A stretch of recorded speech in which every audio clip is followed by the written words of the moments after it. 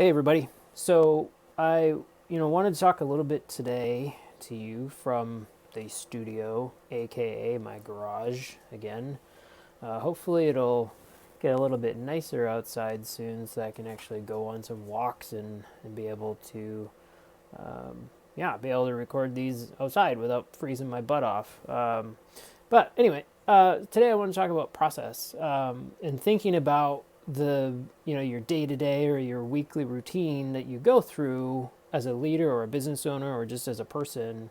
If you think about that as a process, you then have the ability to then start capturing some data and some realities about what's actually happening. And when you can do that, and when you can measure it, then guess what? You can actually improve it because things that get measured do have the ability to be improved. If you're not measuring anything, it's really hard to know if changes that you're making are actually giving you any kind of benefit. So being able to think about the things that you do as a process is very important.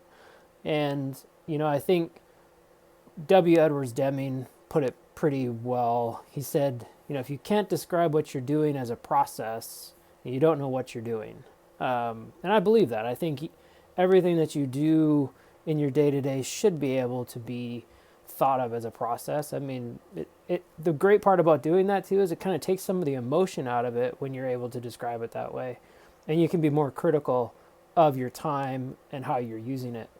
One of my other favorite quotes from Einstein is, if you can't explain it simply, you don't understand it well enough.